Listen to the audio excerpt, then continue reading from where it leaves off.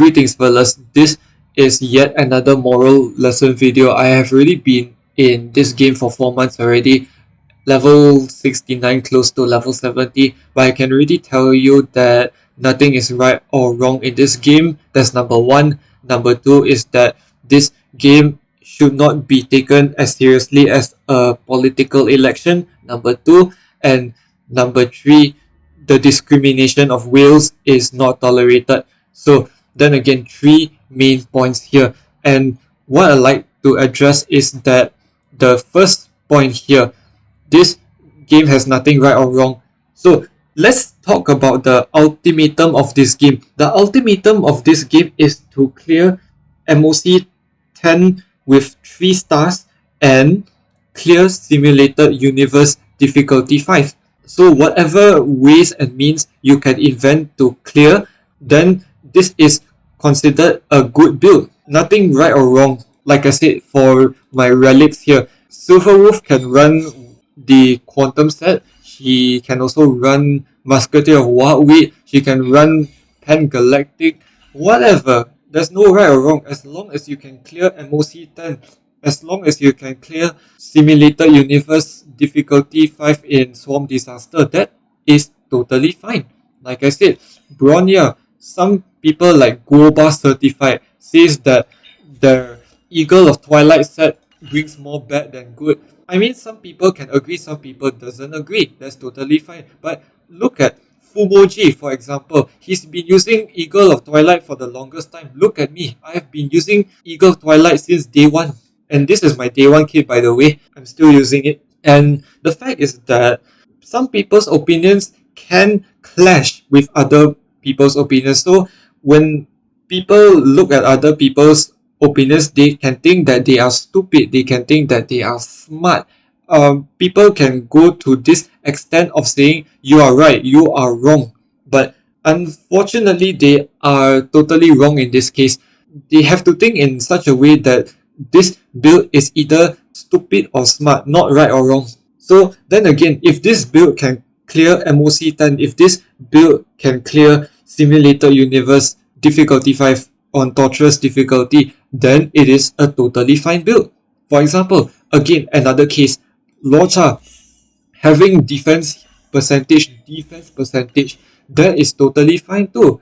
Why so is because Lorcha is as weak as Ting Yun. I've already said this so many times. And even with 1.9k attack, level 2 skill, level 3 talent, he's still healing like a boss. That guy is amazing as a healer. I've already said so many times that Lorcha is as weak as Ting Yun, and so then again, it is not right or wrong again to run outgoing healing boost. It is not right or wrong again to run attack. But let me tell you that I think that outgoing healing boost is a stupid way to play Lorcha, where you can maximize his defense again so that he does not auto heal himself. So this is exactly a smart or stupid build in other people's opinions. Same concept here, right? So nothing is right or wrong. The other one is this game shouldn't be taken too seriously. This is just a video game. This is not a political election. So you can run like level 20 Sampo, level 1 Luca, Lorcha, Blade, for example. This team can clear M-onke 10. So do whatever you think is fun. So if you fail to realize that this is a video game and you're here to chillax and to have fun and to escape reality, because reality is so tough already, then why are you even playing a video game in the first place? Now, let me show you one of the few things I like to do in this video game. It is putting level 1 characters in a endgame content, and also I have a lot of these videos from 2 months ago, like level 20 Sampo beat Memory of Chaos 09 and 10, level 1 Yanqing beat Swarm Disaster difficulty 5, level 20 Sampo beat Swarm Disaster difficulty 5. I love doing this. It's my point of interest. This is exactly why I continue playing this game. Like I said, I don't play this game to show off my strength, but I continue playing this game to enjoy underleveled characters. That's what I like to do. And then the other one is making every single character a support character. For example, Kafka, she can run the resolution shines as bursts of sweat light cone so that she has a defense down playstyle and with an eagle of twilight. So this means that she can advance forward and apply more defense down. That is so fun. I love it. Even Sampo doing that, and I've definitely taken this content all the way to zero cycle clears. This is exactly what I like to do, putting level 1 or 20 characters in endgame content, even zero cycle. So you really need to appreciate and understand that this kind of stuff has been happening, and I like doing all these kind of things. It's just that I'm showing my interest, that's all. I'm not proving that I am good or anything. Now the third point is the discrimination of whales from F2P players. Now this is something I really disagree upon. That's because whales have been supporting the games and allowing holdovers to meet their revenue targets. Ask yourself this: why is Genshin Impact constantly getting new content, new characters, new maps, Fontaine region? Why is it surviving from 2020 to 2023? That is because of the whales in the player base. So then again, the whales are helping holdovers to reach their revenue targets. That's the whole point of this.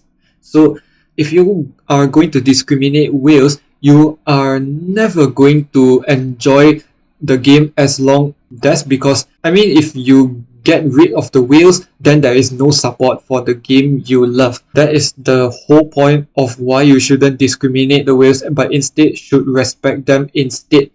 Now, the other thing I wanted to say is, for example, the whale builds in Memory of Chaos. Some people might argue why it is so easy for whale players to clear. This is because it is just a whale build. For example, you're getting so many eidolons and whatever.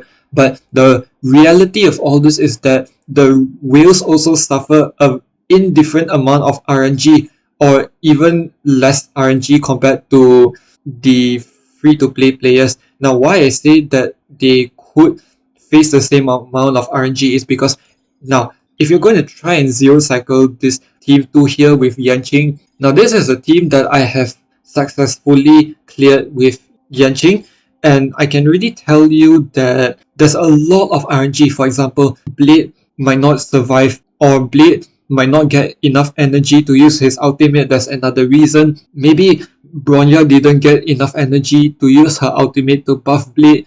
Maybe the two defensive shredders are not getting their ultimates in time, and definitely no defense shred. Then again, this is all RNG because this all relies on the enemies hitting the player characters. For example, if Blade doesn't get hit once during the first wave, which is the Void Ranger Tramplers, then it is impossible to zero cycle even the first wave. So then again, this is all RNG. And with Blade, there's so much RNG involved, especially if you want to get a buffed talent and a buff ultimate in the same one go. You have to ask yourself, how many times average player is able to zero cycle this?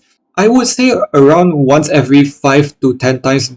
You know why? It's not because of the whale builds, but it's because of the RNG. And let me tell you something, that zero cycle clear does not give you an achievement in the game. The game does not recognize a zero cycle clear as an achievement for you to get, because zero cycle is just there to flex your abilities and also demonstrate your understanding of how you are able to master the game's mechanics and the bosses, and also master the team rotations and the relic choices you have picked. So whale builds are really just something that shouldn't be included in an argument to why some players are doing better than others, because then again, if you are able to clear MOC 10 with 3 stars even in a free to play account, then that's good for you, totally good. And when I mean free to play account, it means that you don't spend any money in the game, but you're still able to